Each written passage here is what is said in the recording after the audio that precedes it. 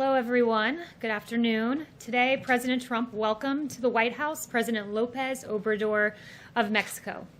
The meeting reaffirmed the incredibly strong ties between President Obrador and President Trump. The leaders noted that many people have bet against their ability to work together in a strong and productive fashion, but rest assured, they work together and they work together well. The U.S.-Mexico relationship has never been stronger or more productive, thanks to the leadership of President Trump. The USMCA, in particular, is a major win for our two countries and for America's workers. Under the U.S.-Mexico-Canada agreement, more than 4 million manufacturing jobs will be regained that were lost under NAFTA. This will be a huge influx of American jobs that were lost under the failed NAFTA trade deal that went into effect. In addition, tens of thousands of manufacturing plants were lost because of NAFTA. We want to bring those on shore, and the USMCA will go a long way in bringing back those manufacturing plants and those millions of jobs that were lost under NAFTA. NAFTA was a bad deal for the American worker because it left American workers behind. Many politicians forgot the damage wrought by disastrous trade deals such as NAFTA, but President Trump did not forget. It took this president to change the status quo, renegotiate NAFTA, and secure a better deal for the American worker. And here's why. The USMCA alone will create 176,000 American jobs. We believe the other trade deals that this president has negotiated will add to that number and help undo a lot of what NAFTA has done. The USMCA will boost American manufacturing, including wages, new jobs, and exports. And the USMCA will create 76,000 auto manufacturing jobs, crucial to the well-being of this country. The USMCA is good for business. As President Trump rebuilds the strongest, most inclusive economy in history, the USMCA will help jumpstart our economy. The USMCA is projected to increase GDP by $235 billion. This means jobs, jobs, jobs. And during today's meeting between the presidents, one official from Mexico noted that many considered the USMCA an 80-20 probability. Now it is 100% certainty. And with that, I'll take questions. Yes? Okay, two questions for you. The first is, President Trump hasn't taken questions from White House reporters in 2 weeks. While we always enjoy talking to you, this White House likes to say the president is the most accessible in history, so why hasn't he answered questions for 2 weeks amid a pandemic? This president routinely answers questions. He's more accessible than any of his predecessors. I'm sure you'll be hearing from him soon. He's always up to the job, but he's hard at work in the Oval Office. And also, is the administration retaliating against Dr. Fauci for publicly contradicting the president? Today, he was told to come here to the White House for the task force meeting, which meant he could not answer questions from reporters. Look, that's a decision for the task force as to who appears at the briefings, but you've heard from a lot of our doctors. Today you heard from Dr. Birx. Dr. Fauci's appeared on 6 TV programs since June 1st. You just heard from him in a task force briefing on June 26th, and he participated in the vice president's governor's briefing on COVID-19 on June 29th. So you've heard from him recently, along with the rest of our doctors in the past 5 days. Dr. Hahn's been on TV 6 times as well. Does the president still have confidence in Dr. Fauci? The president has confidence in the conclusions of our medical experts, but it's up to him to determine what to do with that information and to take what we hear from Dr. Fauci, Dr. Birx, and others, and take what he values in their opinion and come to the ultimate consensus that's best for this country. Kayleigh. I have 2 questions as well. One, what is it exactly in the CDC guidelines that the president doesn't like? Yeah, so the CDC guidelines that the president mentioned today, I would note that it was emphasized by Dr. Redfield that he doesn't want these guidelines to be a reason for schools to not reopen. They're not requirements and they're not prescriptive, and that's per the CDC director. Right, but what is it that the president thinks is too strict and too expensive and too impractical, as I think the word is? So one of the things is in the guidelines, which I would note that in these guidelines there are 28 implicit acknowledgments that these guidelines aren't even feasible. 18 times it's mentioned that some of this might not be possible, and 9 times it's mentioned that some of this might not be feasible. So that's embedded into the guidelines, and one specific example I'll give you is on food services. Have children bring their own meals as feasible. Well, there are 22 million children in this country who depend on these meals at schools, who depend on access to nutrition in schools. So that's one example. So is that just one thing that the president doesn't like? Is there anything else? Well, there are several that are in there, but we need to make sure as the American... I'm wondering what they're going to change is my point. Really. Well, you'll see, because as the Vice President said, the CDC will come out with new guidelines, additional guidelines. There will be, I think, 5, he said, and you'll see those when they come out. Okay, so my Yes. second question, just really quickly, is the president and the CDC clearly don't seem to be on the same page on what the guidance is, what he is hoping they put out, what the CDC is actually putting out. So why doesn't the president just go to these task force meetings so then he can talk about it with them? Because our reporting is that he hasn't been to one since April. So I would note that the CDC is very much on the same page as the president, which is why you heard the CDC director today underscore these are not prescriptive, these are not requirements, and that there will be supplemental guidelines. So they are on the same page. The president's routinely briefed about the coronavirus each and every day. The relevant information is brought to him on the big decisions, and then he moves forward in the way that's best for our country. Who briefs Jill. every day? Thanks, Jill. Kayleigh. So just following up on those new CDC guidelines that we're told are coming out next week, did the White House pressure the CDC to change public health guidelines that were reached in accordance with medical professionals because the president doesn't like them? No, not at all. But the president made his opinion quite clear publicly this morning on Twitter for all to see. And we would note that guidelines, and I would underscore the American Academy of Pediatrics, because it is an organization that's made up of 67,000 pediatricians that they represent. They are very adamant about kids needing to go back to school, and they said school policies must be flexible and nimble in responding to new information, and administrators must be willing to refine approaches when specific policies are not working. Policies should be practical, feasible, and appropriate for child and adolescent's development stage. Is the president against social distancing guidelines in school, things that are included in those guidelines now, like placing desks apart from each other, staggering school times? Is she against those elements of it? So I'm not going to get into each and every element and where he stands on it. The president wants us to go back to school safely. Our children depend on it. These schools are essential, and I think he stands on the side of parents across this country who want to see their kids back in school, who want to see make sure that their kids don't fall behind in education. Yes, Christine. Thank you, Kayleigh. By this point in the 2016 campaign, President Trump had been talking about what would ultimately become the USMCA for more than 9 months. So when do you think we can expect President Trump to detail his priorities for a second term? I think you hear him talk about it quite often. More trade deals are on the horizon from this president, lower taxes, more funding for our schools. One announcement that I do have for you is that in CARES Act 4, he's looking to substantially bump up money for education, but at the same time understand that this money should go to students. So that's one priority we're looking at more in the immediate term, supporting our schools, supporting our families. He's talked about payouts, stimulus payouts to Americans that worked very well the first time. It's something he's mentioned for a phase 4. He's talked about payroll tax holiday, which would be a big tax break for America's workers. So those are a few in the immediate term, and you'll be hearing a lot more about a second term in the coming months. Do you think he might detail some of those priorities in his speech this Saturday at the rally in New Hampshire? So I don't want to get ahead of his speech this Saturday, but you'll certainly be hearing in coming speeches more about the president's vision for the second term. Building the economy is one thing that he mentioned just this week. You know, he brought the hottest economy in modern history once. He wants to do it again. He did that through deregulation, through lower taxes, and that led to historic low unemployment for Black Americans, Hispanic Americans, disabled, our veterans, and those are the kind of policies, conservative policies he's looking at for a second term. And anything that you could say to Republicans on Capitol Hill who have talked to reporters and said that they would like President Trump to perhaps be a bit more forceful about what exactly he would intend to do? Well, the president's been very clear. I mean, I just mentioned to you what he wants in CARES Act 4. He's mentioned some other things, so I think he's very vocal about what he wants, and you'll be hearing more from him. Justin. Thanks. I had one on Hong Kong, but I first wanted to just follow on the rally question.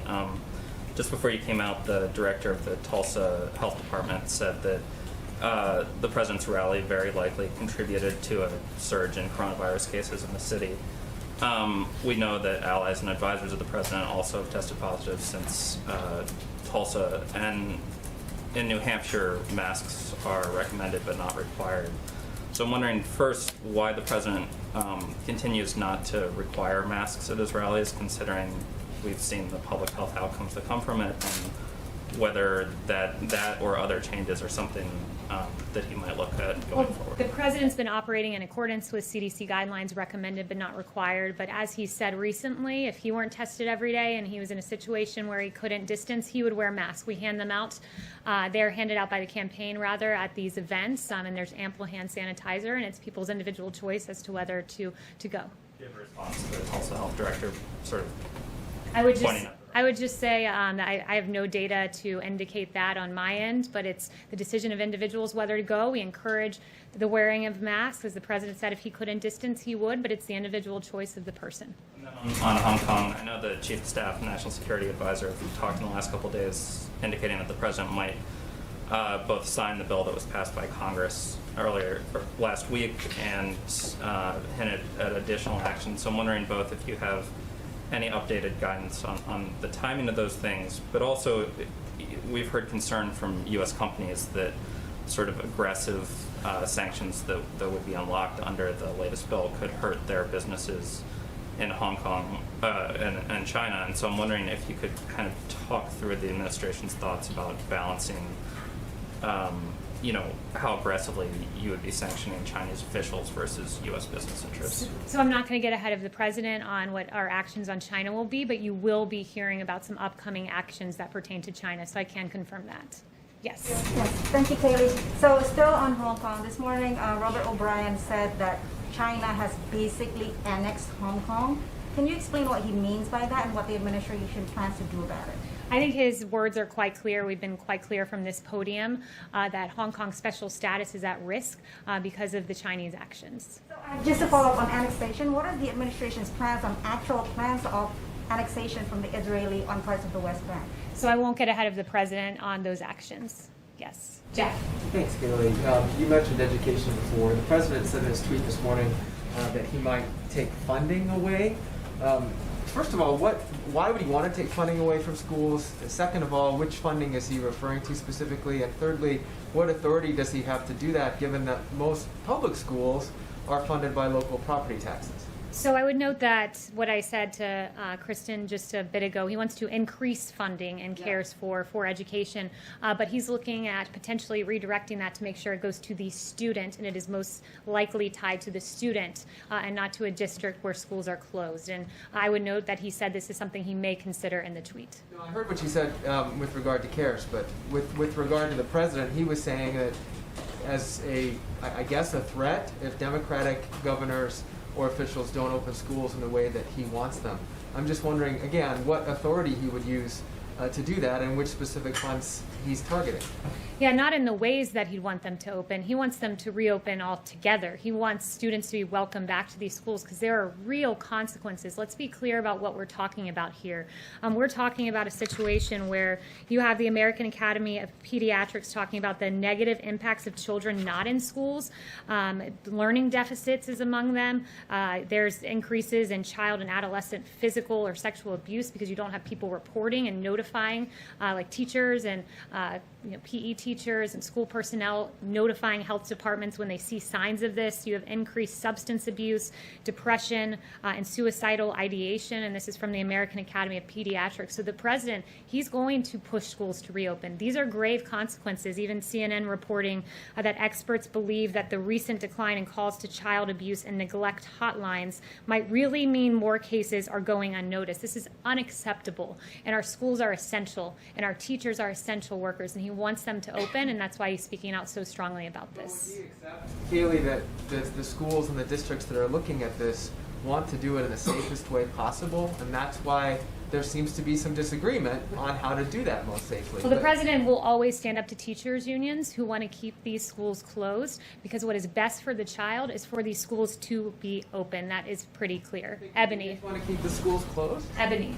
Thank you, Kayleigh. Just following on from Jeff's question, New York City officials today said that schools would go back in the fall on a staggered schedule of 2 to 3 days a week. I'm wondering if that's something that the administration and the president supports. So I haven't spoken to him about that plan in particular, but it's encouraging anytime you see that some kids will be welcomed back onto the campus. Haven't spoken to him specifically about the New York scenario. Another question. The Supreme Court is expected to rule tomorrow on whether or not the president can keep his financial records secret. I'm wondering if the court rules against the president, he will be happy to hand over his records to Congress and the Manhattan District Attorney. So since that's a hypothetical, I won't answer that, and I'll wait to get back with you guys tomorrow after we see that ruling, which we hope is in the favor of the president. Yes. Yes, two questions for you, Kayleigh. Thank you. Did the president ask the president of Mexico if he would pay for the wall, and what happened to that threat? So that discussion did not come up when I was in the room. And the second question, is the president still filing documents this week to be able to resign DACA once again and start the legal process? Yeah, no announcements on that front, but when we have an announcement, you'll be the first to know. Chanel? Thank you, Kayleigh. Going back to the executive orders that Meadows had mentioned earlier this week, is President Trump going to discuss with President Obrador any details about this executive order as he drafts it up, or as he? So in the discussions I was a part of, there was not an executive order discussed, but there will be some executive orders this week. Can you give us a preview of what they might entail? No preview, but there will be some this week. Yeah. What about Justin Trudeau and his non-appearance today? What messaging does that give to the rest of the world as they're watching this USMCA progress? Well, Canada was unable to travel because of the restrictions they have in their country with regard to COVID. Yes. I wanted to ask you to confirm if President Trump and President López Obrador talked about immigration at all in their meeting today. It came up briefly, and just noting the great cooperation that has been had between Mexico and the United States. Mexico mobilizing those troops to the border went a very long way. President Obrador has been a great partner to this country, both on the USMCA and with regard to immigration. And with regard to drug interdiction, a lot of lives have been saved thanks to President Trump and President Obrador's cooperation. Yes. There's nothing new that President Trump asked President López Obrador to do on immigration or the border. So I won't get into their private details and private conversations other than to note that there's been great cooperation, and that was noted today. Yeah. Yes. Thanks, Kayleigh. Two questions. Following up on Jeff's question, you have, from behind the podium, talked about the importance of federalism, local and state officials being able to decide what to do with their own residents. How come when it comes to schools, the president is threatening schools, saying that if they don't follow his guidance in terms of what they should do in reopening, that he's going to threaten their funding? Why is that federalism principle not being followed? Because he thinks that funding should go to the child. It should be there for children who are going to school. Keeping schools closed down is an untenable prospect, and if this administration is going to stand for anything, it's going to be standing against child abuse, which reporting falls when schools are closed. It's going to be standing for educational equality, because as noted by McKinsey and Company, I was reading some very detailed studies today that learning loss will probably be greatest if schools stay closed among low-income Black and Hispanic students. This president fights for school choice. He fights for opportunity, and he'll fight for schools to stay open because those disproportionately impacted are minority communities. High school dropout rates, that's another thing. We know that in the wake of school closures after Hurricane Katrina and Hurricane Maria, 14 to 20% of students never returned to school, and there's an estimate that 2 to 9% of high school students could drop out as a result of a permanent shutdown in schools. Our schools are important. They have to stay open. They are essential, and the president will stand on the side of our children. Second question, there has been a recent book that was written with a quote attributed to one of your colleagues, Katie Miller, saying, if you come to America, you should assimilate. Why do we need to have Little Havana? Is that a statement that this administration, this White House stands behind? So I spoke to Katie before coming out here, and she says that those quotes are not true as described in the book.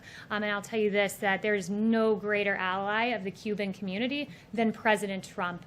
He loves the Cuban community. He's moved his residence down to Florida, South Florida in particular. And there's no greater advocate against socialism than the Cuban community in this country, and than this president who said America will never be a socialist country. Yes. Thank you. So the city of Houston just a little while ago canceled the Texas Republican convention because of COVID concerns. Are there any fresh thoughts about scaling back Jacksonville? No, we're still moving forward with Jacksonville. It'll be a safe event. It will be a good event, and it will be up to the RNC as to how those details are hashed out. Can I ask an education question, not lower school, but colleges and universities? A couple of them at least are challenging the ICE ruling having to do with visas for foreign students when the universities are not holding in-person classes. And I'm wondering if that is aimed at pressuring colleges to fully open, that feel maybe that it's not safe to do so. I think the policy speaks for itself. You know, you don't get a visa for taking online classes from, let's say, University of Phoenix. So why would you if you were just taking online classes generally? And I would note with regard to Harvard and MIT suing over this, and all due respect to my former alma mater, perhaps the better lawsuit would be coming from students who have to pay full tuition with no access to in-person classes to attend. Yes. When it comes to the flexibility with the Jacksonville event, could that flexibility include moving events elsewhere if the case counts continue to rise in Florida, even possibly back to Charlotte if the cases stabilize there or go down? You know, I'll leave that to the president and not engage in hypotheticals, but he's very excited to go to Florida. It's his home state. Jacksonville is the designation and the designated place of the Republican National Convention. Consider how to proceed forward. As schools are potentially considering perhaps a middle-of-the-road approach that, for example, New York is looking at, is that something that is acceptable to the president, this half home, half in the building, as opposed to opening them up fully? Yeah, I'll leave that to the president. I haven't spoken to him specifically about the middle-of-the-road approach, but I will talk to him about that and get an answer for you. One thing I want to leave you with, and thank you all, these were very good and very thoughtful questions, so I appreciated them. This is a bit of a news item. The Kansas City mayor and the governor wrote to the governor a letter that said this: "We are at a crisis point," he said, and additional help was needed to provide more tools for law enforcement and prosecutors to interrupt conspiracies to commit murder and the violent acts, particularly offenses committed by felons using deadly weapons in the streets of Kansas City. And as of yesterday, Kansas City had reached 100 homicides, a 40% increase from last year, according to the mayor's office. Absolutely tragic numbers. And Attorney General Barr has announced that there will be a launch of what's going to be called Operation Legend. It's a new initiative designated to fight the surge of violent crime that we've seen in Kansas City, directly in response to those requests by the mayor and by the governor. And specifically, Operation Legend is going to focus on a federal effort to increase law enforcement presence in the city. Attorney General Barr has directed agents from the Department of Justice's law enforcement agencies, the FBI, U.S. Marshal, DEA, and ATF, to be on the ground in Kansas City within the next 10 days to help state and local officials fight the surge of violent crime. Operation Legend is named after 4-year-old Legend Taliaferro, who tragically died on June 29th as a result of being shot in the face while he slept in his home. Taliaferro survived a heart surgery as an infant, and he tragically lost his life. And we at the federal government want to make sure that that never happens and use our resources to the fullest extent of the law to ensure that individuals and young children like Legend are able to live their lives and live so peacefully. Thank you so much. Kayleigh, is it safe to send people back to schools? Is it safe to send Manafort